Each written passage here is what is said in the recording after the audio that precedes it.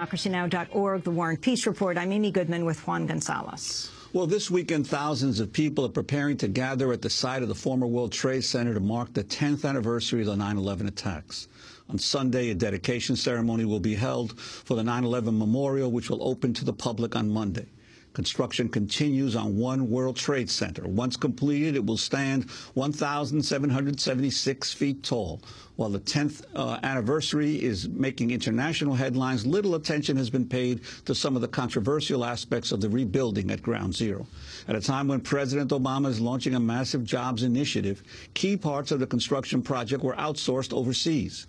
A Chinese glass company won the contract to manufacture the special blast-resistant glass base of One World Trade Center. 250 tons of stainless steel from Germany will also be imported for the project.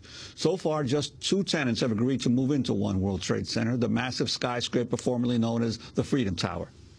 The China Center was the first tenant to sign the deal. Leasing floors 64 to 69. The center will be used to promote the expansion of Chinese companies in the United States and house the U.S. offices of some Chinese firms. And the publishing giant Conde Naste has agreed to be the anchor tenant by leasing floors 20 to 41 at a heavily subsidized rate. According to a recent report in the New York Times, Conde Nast's rent is less than half the break-even cost of the 1 million square feet it'll occupy. Conde Nast's rent is just one of many massive subsidies being used to fund the $3.3 billion project, the most expensive office building in U.S. history. Joining us on the phone is Joe Nocera, award-winning journalist and author, business columnist for the New York Times, staff writer with the New York Times Magazine, co-author with Bethany McLean of All the Devils Are Here, The Hidden History of the Financial Crisis. He's been closely following the rebuilding at Ground Zero, recently wrote a column called 9/11's White Elephant. Welcome, Joe Nocera. Why White Elephant? Explain how exactly the World Trade Center building that has taken so many years to build, still not finished yet, though last night the red, white and blue lights going all up into the sky around the structure at this point. Explain who financed it. Well, the financing is the toll payers who come in from New Jersey to New York City every day to go to work. So the building is being built by the Port Authority of New York and New Jersey. It's important to remember that the Port Authority built the first World Trade Center, which didn't even break even for 2 decades. The question of why a government agency should be in the commercial real estate business is a question that's never been adequately answered. In this particular case, the country, or at least New York and New Jersey, came to the view very early on that rebuilding was important, you know, an important symbol for this country in the wake of 9/11. And, you know, here we are a decade later. The stuff isn't finished yet. It's just been a giant mess.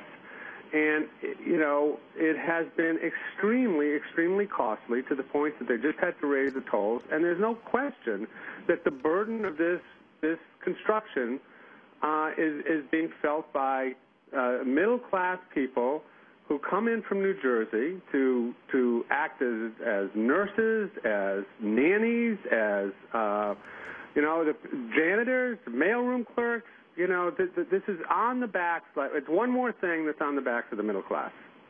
And Joe Nocera, you've also noted in several columns you've written on now for quite some time that many in the real estate industry in New York scoff at the idea of building this tower, especially since there is an office glut in New York City of space, and that all of this space was not needed, yet very few or none would go on the record directly to be quoted on this for fear of the reaction. Well, I mean, there's a reason former Governor Pataki used to call it the Freedom Tower. You know, it became a very hard project to criticize.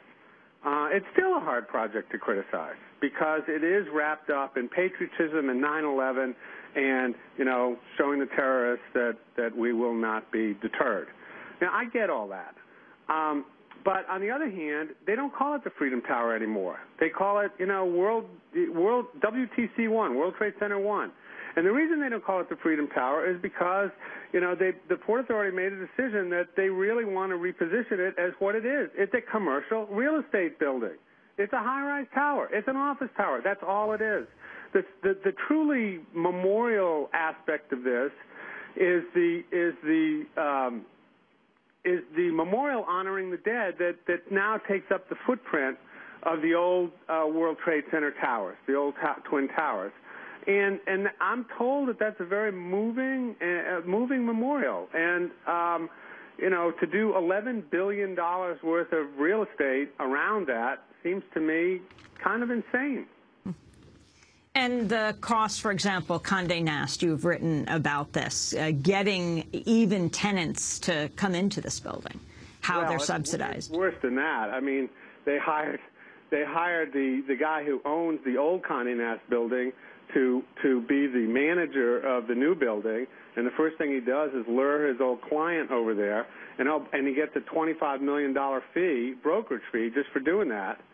And the Port Authority's picking up Conde Naste, the remaining years of Conde Naste's old lease in the old building. So, the rich get richer. We're also joined by Scott Paul with the Alliance for American Manufacturing. Scott, can you talk about the materials used? I mean, we're speaking today on the eve of the 10th anniversary of the World Trade Center attacks, also in the aftermath of President Obama's jobs speech. Talk about the glass, talk about the steel.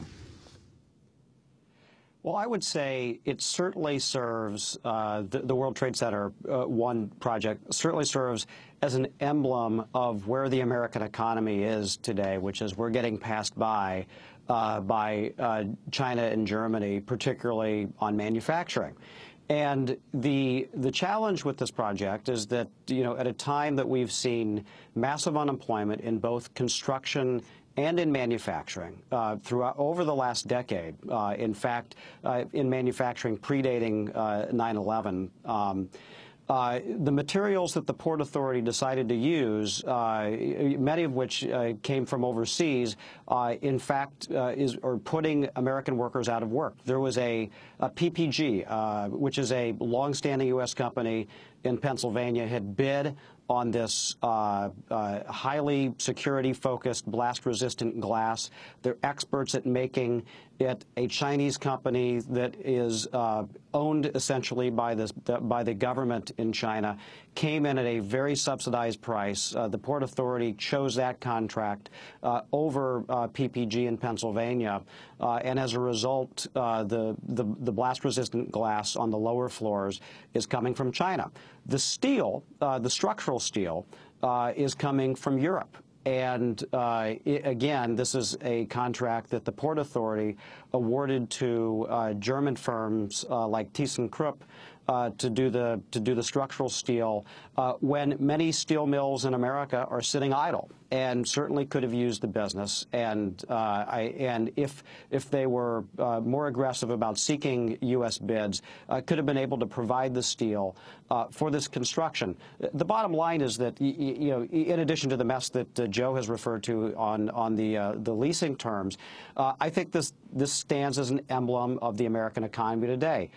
President Bush's attitude after 9/11 was go out and shop and be wary of your neighbors, instead of focusing on rebuilding and community and a little bit of sacrifice. And I mean, with regard to the Port Authority, there was just a real tone deafness about how important it was to try to put people back to work that have been devastated in this economy over the last decade.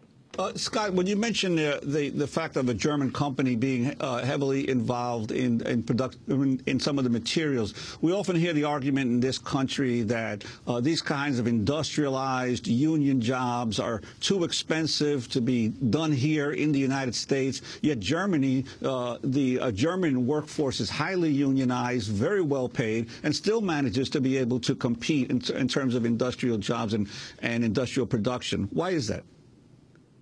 Yeah, it's a good question. It's the right question to ask, Juan. And it is a fact that German manufacturing workers are paid an average of $48 an hour.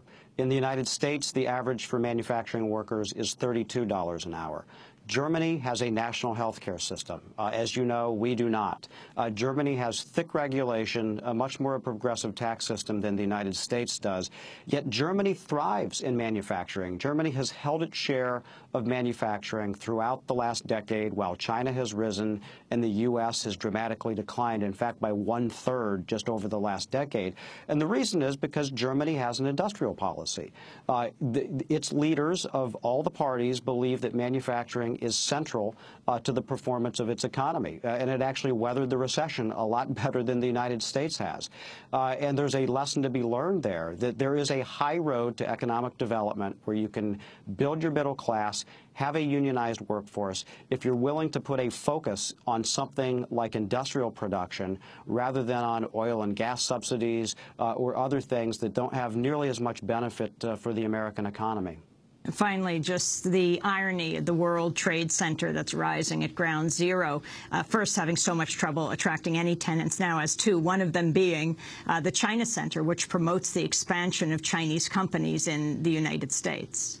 Scott. Well, it is terribly ironic. And the thing that's troubling to me is that if these Chinese ventures were commercial companies that were competing against American firms on a level playing field, I really don't have a problem with that. But the fact is that the Chinese company that's moving into this office space and its tenants are heavily subsidized by the state. In fact, to the tune of hundreds of billions of dollars. And they will be seeking to locate production and do foreign investment in the United States, but it's not going to be additive to our economy. It's going to be in direct competition with our clean energy firms who do solar and wind turbines, with our electric vehicle firms, and with our industrial sector as well. And instead of being a net benefit for the American economy, and foreign investment can be a net benefit for the American economy, this type of predatory foreign investment is actually going to make it more difficult for us to create jobs. Scott Paul, we want to thank you for being with us. Alliance for American Manufacturing, Joe Nocera, award-winning journalist and author, business columnist for the New York Times. This is Democracy Now!, democracynow.org, The War and Peace Report. When we come back from break, we'll talk about the health effects of the World Trade Center attacks on the first responders 10 years later. Stay with us. In my way grows drear, precious Lord, linger near when my life is almost gone.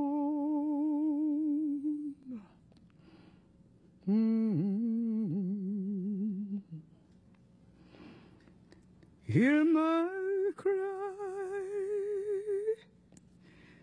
hear my call, hold my hand.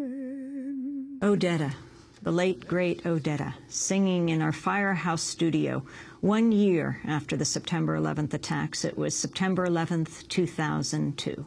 This is Democracy Now!, democracynow.org.